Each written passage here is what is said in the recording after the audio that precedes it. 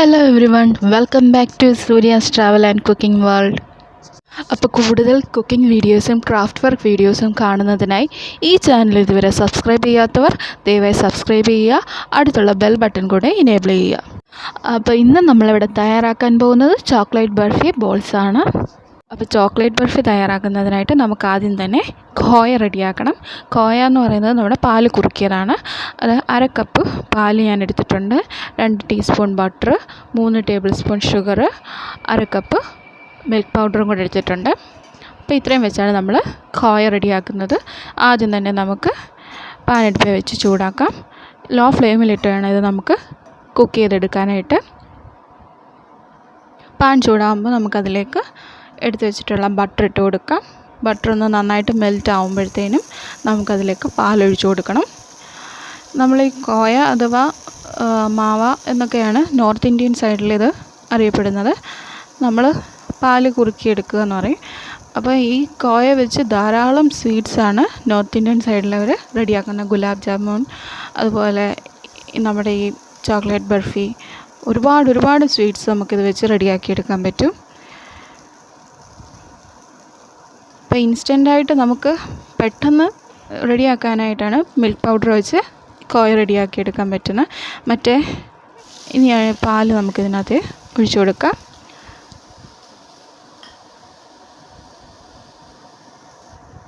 സാധാരണ പാല് വെച്ച് കോയ തയ്യാറാക്കുമ്പോഴത്തേനും ഒരുപാട് ടൈം വേണ്ടി വരും. കൈവിടാതെ ഇങ്ങനെ ഇളക്കിക്കൊണ്ടിരിക്കണം.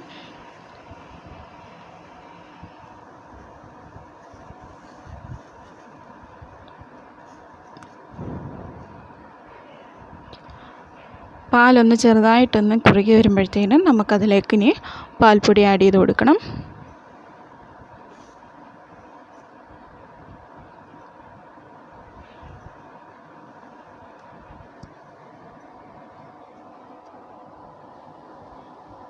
നമുക്കിനി ഇതിലേക്ക് പാൽപ്പൊടി ആഡ് ചെയ്ത് കൊടുക്കാം. ഇനി ഇത് നന്നായിട്ട് ഒന്ന് മിക്സ് ചെയ്തെടുക്കണം.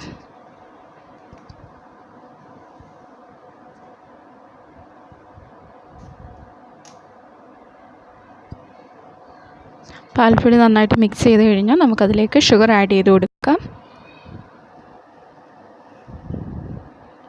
ഷുഗർ ആഡ് ചെയ്ത് കഴിഞ്ഞാൽ ഇത് കൈവിടാതെ ഇളക്കിക്കൊണ്ടിരിക്കണം.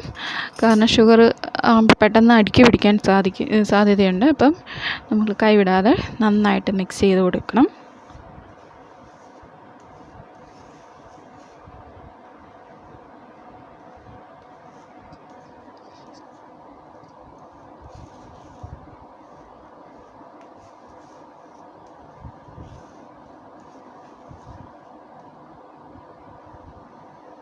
നമ്മുടെ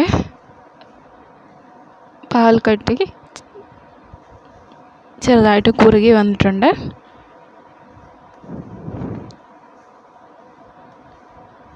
കൈവിടാതെ ഇളക്കി കൊടുക്കണം, അല്ലെങ്കിൽ സൈഡിലൊക്കെ കരിഞ്ഞു പിടിക്കുകയൊക്കെ ചെയ്യും. നന്നായിട്ട് ഇതൊന്ന് മിക്സ് ചെയ്തെടുക്കാം.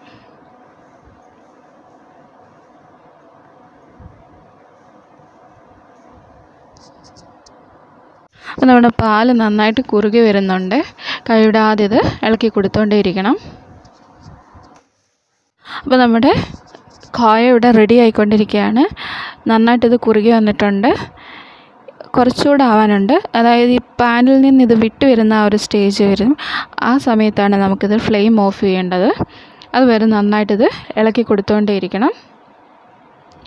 ഞാൻ നേരത്തെ പറഞ്ഞ പോലെ പാനിൽ നിന്നും ഒട്ടാതെ ഇളകി വരുന്ന ആ ഒരു സ്റ്റേജ് ആയിട്ടുണ്ട്.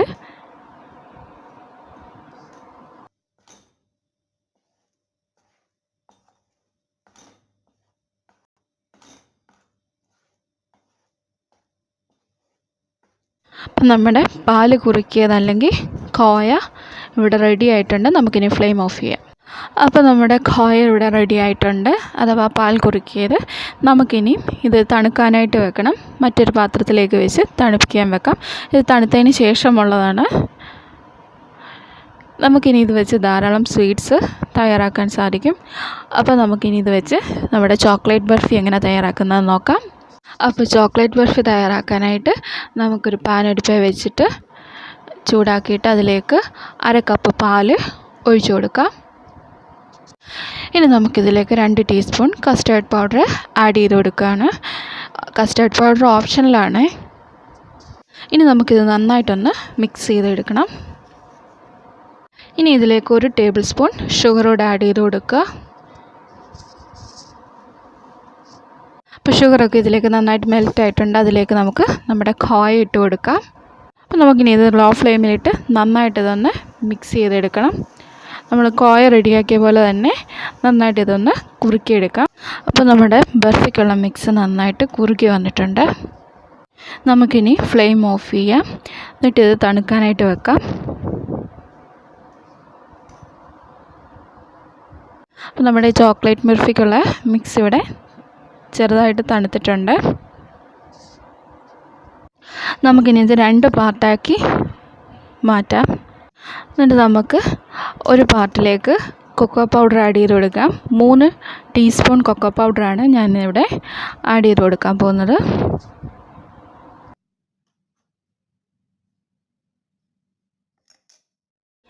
ഇനി നമുക്കിത് നന്നായിട്ടൊന്ന് മിക്സ് ചെയ്തെടുക്കാം. അപ്പോൾ നമ്മുടെ കൊക്കോ പൗഡറൊക്കെ നന്നായിട്ട് മിക്സ് ചെയ്തെടുത്തിട്ടുണ്ട്.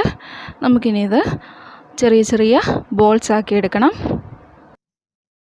നമ്മൾ ആദ്യം മാറ്റി വെച്ച പാർട്ടിൽ നിന്നും ചെറിയൊരു പോർഷൻ എടുക്കുക. അതുപോലെ കൊക്കോ പൗഡർ മിക്സ് ചെയ്ത പാർട്ടിൽ നിന്നും ചെറിയൊരു പോർഷൻ എടുക്കുക. എന്നിട്ട് രണ്ടും കൂടെ മിക്സ് ചെയ്ത് ഒരു ബോളാക്കി എടുക്കുക.